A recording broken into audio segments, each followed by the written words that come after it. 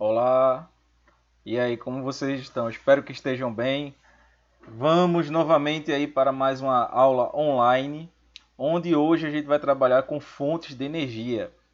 Fontes de energia. Então a gente tem várias fontes de energia e a energia para mover esse mundo altamente globalizado, como a gente viu nas aulas passadas, ele vai ser altamente dependente dessas fontes aí, certo? Então vamos ver que tipo de fontes são essas.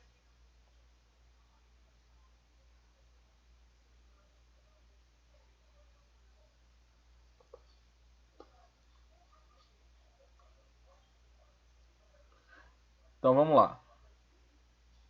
Então aqui nessa primeira imagem aí nós temos aí uma placa de energia fotovoltaica. O que é fotovoltaica? Ela vai captar a luz solar e ela vai transformar nessas células fotovoltaicas aqui, ó, em energia. Essa é a energia que a gente utiliza na nossa casa.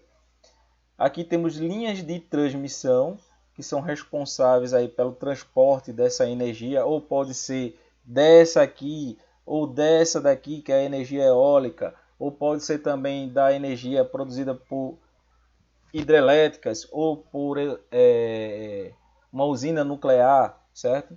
Então ela é transmitida através dessas transmissões aqui, que a gente chama de torres energéticas, e ela vai levar a energia para a nossa residência ou para as fábricas, ou o que quer que seja, através aí dessas linhas de transmissão.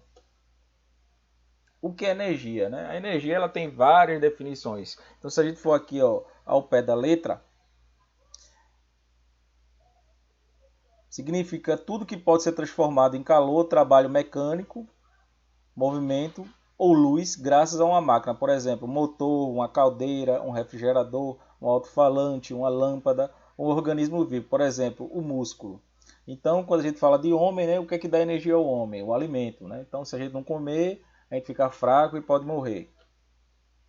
E ela tem suas raízes na palavra grega épios, que quer dizer ergo, significa trabalho.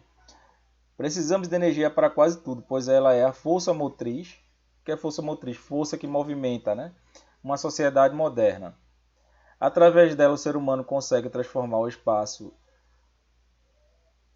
constantemente. Sem energia, o mundo moderno não funciona. Não teríamos fábricas nem produziríamos mercadorias. Imaginem vocês, né, e passar um final de semana, por exemplo, no engenho, aí próximo à casa de vocês. Esse engenho aí não tem eletricidade. Então, eu tenho certeza que vocês não aguentariam passar mais do que 2 dias aí nesse local. No mundo capitalista que a gente vive, a energia é fundamental. Já falei isso aqui para vocês. Então, a produção de energia. As fontes de energia são de fundamental importância para a história da humanidade. Verifica-se que, com o passar dos anos, houve um aumento do consumo energético, seja pela indústria ou pelos domicílios.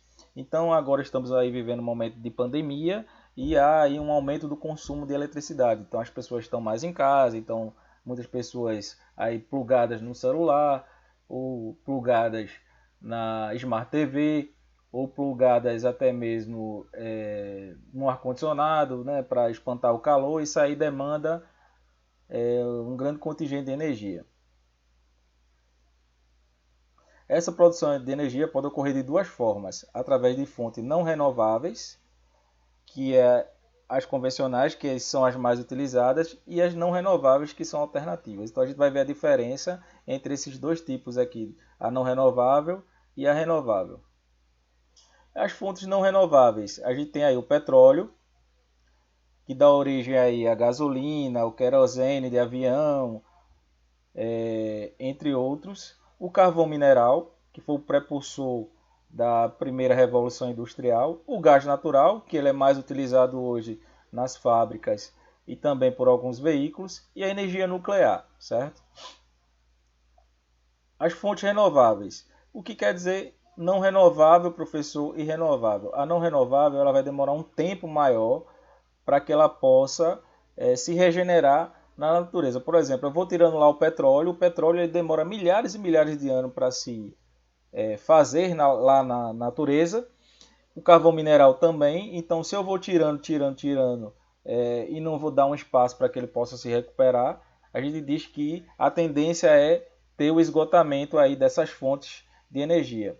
Então, as alternativas para quando isso aqui acontecer, dessas fontes de energia aqui se esgotarem no planeta, a gente tem essas aqui, ó, as renováveis. Renováveis por quê? Porque ela tem maior abundância no planeta. Então, por exemplo, a energia solar. Eu sei que o Sol ele vai estar presente no planeta quase que os 365 dias do ano, certo? Então, é uma fonte de energia renovável, porque ela vai estar lá e eu vou poder estar captando a luz solar para transformar ela em energia. A eólica, que é a energia formada pela força do vento, também. Então, sempre vai ter lá um ventinho lá para poder movimentar aquelas pás eólicas e formar energia. A biomassa. Biomassas são exemplos de fontes de energia, resíduos, como por exemplo o bagaço da cana, a gente chama de biomassa. Então, na usina de cana, eles pegam lá o bagaço da cana para alimentar a caldeira, né, para produzir uma nova fonte de energia. Hidroeletricidade. Então, é energia formada pela força da água. Então, se represa a água e essa água represada vai girar lá uma turbina eólica e essa turbina eólica vai gerar eletricidade. E essa fonte aqui, ó, a hidroeletricidade, é a maior fonte de energia do Brasil. Então, a maior parte da energia das nossas residências ela vem dessa fonte aqui, certo? A eólica, ela agora está aumentando aí a produção de energia eólica, mas fora essa, a gente utiliza muito essa daqui, que é a queima de combustível fóssil, como óleo diesel, por exemplo, nas termoelétricas. E a gente também tem outras fontes aí de energias não renováveis que a gente vai aprender mais na frente, né? Então aqui a gente tem uma imagem aqui da produção de energia. Isso aqui é um campo onde a gente vai ter aí várias células fotovoltaicas para se gerar energia fotovoltaica, a captação da luz solar para poder se ter essa geração de energia. Então o Brasil ele fica numa faixa equatorial. Se poderia utilizar muito mais esse tipo de energia, só não utiliza-se porque essa energia é muito cara. Então essas placas aqui, ó, elas são bastante caras. E no mundo, a maior parte da energia é gerada através das energias nucleares, certo? Então eu tenho aqui imagem de uma usina nuclear da França. A França é um dos países que mais utilizam energia nuclear no planeta, certo? E como é que está a produção de energia no mundo? Carvão, 39%. Quando eu falo de carvão, eu estou falando de carvão mineral, certo? Hidroeletricidade, 17%. No Brasil, esse número já não é 17%. Ele é bem maior em relação a esse percentual aí, em relação ao mundo. Nuclear, perceba aí que é a mesma porcentagem da hidroelétrica. O gás natural, 17%. A queima do gás também vai gerar eletricidade. De óleo, no caso óleo diesel, 8%. Outras fontes, eólica, geotérmica, a gente vai ter aí 2%. As fontes não renováveis são aquelas que demoram muito tempo para se formar, isto é, um tempo geológico, são elas as maiores poluidoras, porém as mais utilizadas no planeta. Então, apesar de ser altamente poluidoras, elas são as mais utilizadas porque a economia capitalista está toda voltada principalmente nessa área do petróleo. Petróleo. Esse se origina a partir de restos orgânicos de animais e vegetais depositados no fundo de lagos e mares que formam sofrendo transformações químicas ao longo dos anos. Totalmente inflamável. É o hidracarboneto, menos denso que a água e mais encontrado nas bacias sedimentares, tanto continentais quanto oceânicas. Então, no Brasil, a gente vai encontrar mais petróleo nas bacias sedimentares dos oceanos. Então, o Brasil é líder em exploração de petróleo em águas oceânicas e altamente profundas.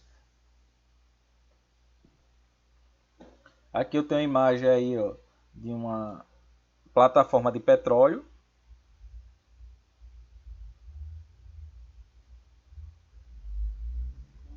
As reservas de petróleo em relação a barris no planeta. Então perceba aqui, ó, que os Estados Unidos ele vai ser um dos maiores consumidores de petróleo do mundo e também um dos maiores produtores mundiais de petróleo. Depois eu tenho a Rússia como uma das maiores produtoras de petróleo e gás do planeta. E o Brasil, perceba aí que ele está muito bem na foto. E aqui no Oriente Médio, que são os países aqui do centro-oeste asiático, eu vou ter aí os países também grandes produtores de petróleo, como Bahrein, Kuwait, Irã. O carvão mineral é uma parte celulósica da vegetação que com o tempo se transforma em uma massa carbonosa. Ela é produzida pela terra e extraída através de processos de mineração. Então é um processo um pouco parecido com o do petróleo, né? Então vai ter a árvore lá que vai ser coberta pelos sedimentos e aí ela vai se modificando ao longo de milhares e milhares de anos e aí eu vou tendo a formação do carvão mineral.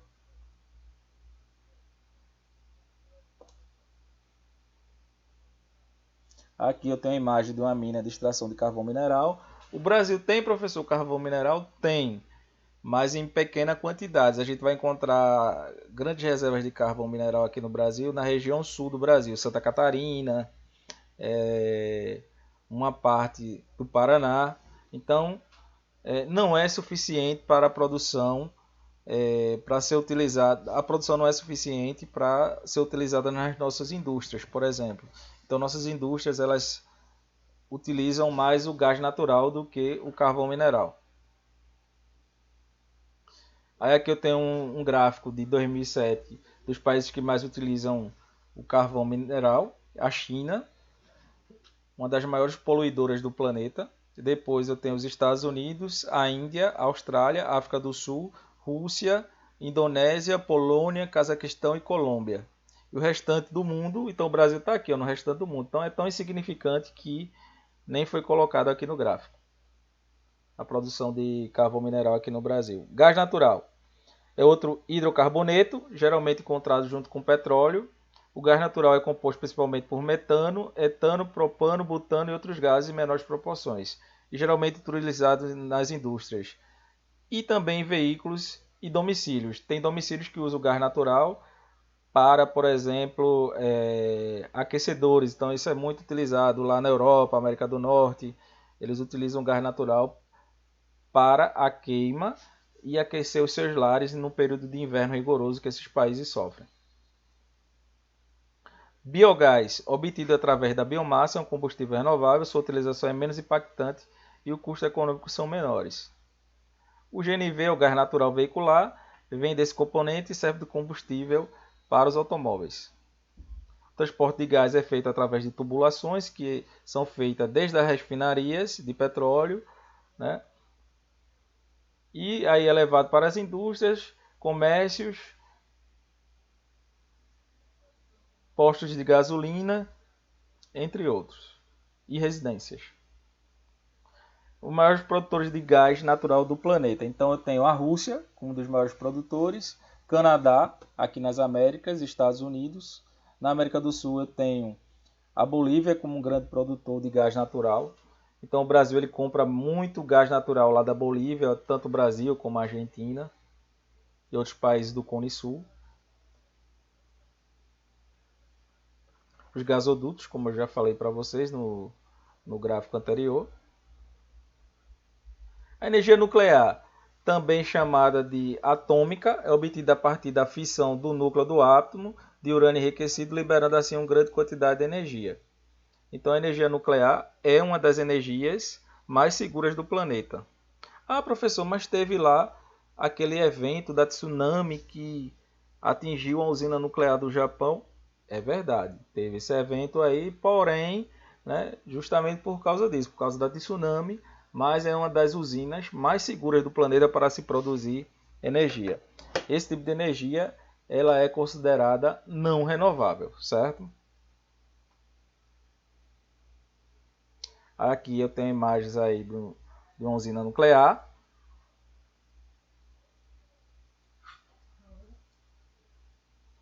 Então, a bomba atômica foi um símbolo da força nuclear, partículas não radiativas saem das caldeiras. Então tem uma imagem aí ó, da bomba de Hiroshima e Nagasaki.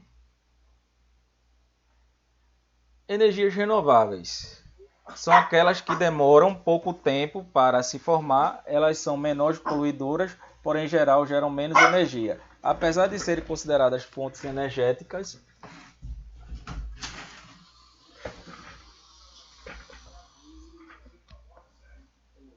limpas, elas causam alguns danos à natureza. Então, dentro das energias renováveis, eu tenho a energia solar, é proveniente do Sol, energia térmica luminosa. Essa energia é captada por painéis solares e formados por células fotovoltaicas, como eu já tinha explicado nos slides anteriores para vocês. A energia solar é pouco utilizada no mundo devido ao alto custo de instalação e a criação das placas. Então perceba aqui ó, que o Brasil está numa faixa boa, né, para implantação da usina, esse tipo de usina fotovoltaica.